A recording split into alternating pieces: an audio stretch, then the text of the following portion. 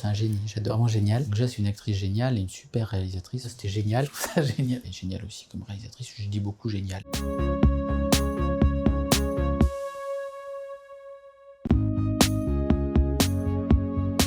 Esther, le personnage de ma bande dessinée, parce que pour l'instant c'est pas encore une femme. C'est vrai que quand on commence un projet comme les Cahiers d'Esther, où on suit quelqu'un de l'enfance jusqu'à l'âge adulte, on a des idées, des théories, on se dit tiens mais elle va peut-être faire ça, elle va peut-être devenir comme ci ou comme ça, et on a envie de voir ce qu'elle va en effet devenir. Par exemple, je sais pas si elle devient cosmonaute ou militante du Front National.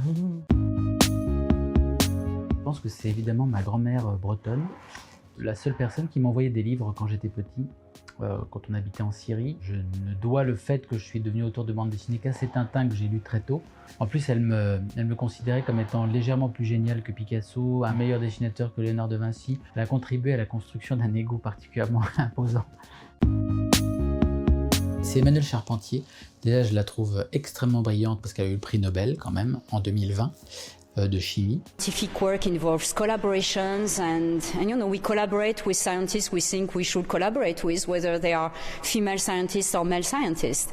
Here it's just happened that it's two female scientists. I hope it will remain as such, but it's reflective of the fact that science becomes more modern and involves more female leaders. Quand elle parle aujourd'hui, elle a un accent allemand.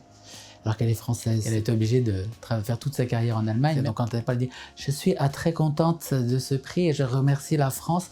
Et je trouve le fait qu'elle ait son accent allemand et qu'elle remercie la France qui l'ait pas aidée, je trouve ça extrêmement stylé. Voilà.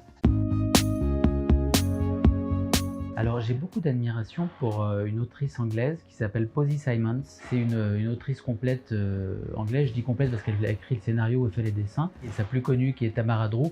Tamara Drew a été adaptée au cinéma. Et c'est un génie du dessin et un génie de la narration. Et pour moi, c'est vraiment un modèle. En fait, en général, quand je commence à faire une bande dessinée, je me relis quand même ces BD. Attention, je vais prendre un risque en disant ça, surtout en tant que Parisien, mais j'aime beaucoup Anne Hidalgo. Déjà parce qu'elle a réussi à virer une grande partie des bagnoles de Paris. Agir comme ça sur l'environnement d'une ville. Le projet dont j'aimerais qu'on se souvienne dans 20 ans, c'est la végétalisation de Paris. Passer du minéral au végétal. Je crois qu'il faut vraiment être extrêmement talentueuse pour y arriver. Et j'avoue qu'elle l'a fait. Rien que pour ça, je lui pardonne les pots de fleurs extrêmement moches et la saleté qui n'est pas vraiment de sa faute.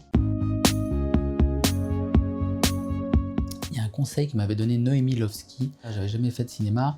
Je ne savais pas comment diriger les acteurs, j'étais un petit peu complètement perdu même. Et elle avait fait un film qui est un chef-d'œuvre que je vous recommande, qui s'appelle « La vie ne me fait pas peur », qui raconte l'histoire de 3 adolescentes. Et c'est des adolescentes qui n'avaient jamais fait de cinéma, etc. Et je lui avais demandé, je lui avais dit « mais comment, quel conseil tu me donnerais pour diriger les comédiens, les jeunes, etc. » Et tout. Elle m'avait dit « La chose importante, c'est ne leur demande jamais de faire quelque chose que tu ne serais pas capable de faire toi-même devant eux. » Ce conseil était génial parce qu'à chaque fois que je leur demandais un truc, je le faisais en même temps qu'eux.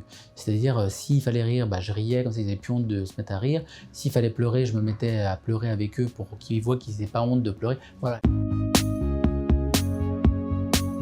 C'est un peu facile de dire le féminisme et des trucs comme ça. Je vais dire, en fait, il y a une autrice qui s'appelle Alice Miller et qui a écrit des livres qui m'ont extrêmement influencé, notamment son livre le plus connu qui s'appelle Le drame de l'enfant doué, en fait sur la transmission de la violence de parents à enfants. Mettre en lumière l'influence qu'une éducation peut avoir sur un individu, je crois que c'est vraiment le combat du 21e siècle parce qu'on n'en parle jamais. Moi j'essaie à chaque fois, voilà, quand je fais mes bandes dessinées, d'en parler à travers l'Arabe du futur, l'éducation des enfants, dans les Cahiers d'Esther, la façon dont les enfants se traitent entre eux, etc. Voilà, je trouve que ça c'est un sujet essentiel.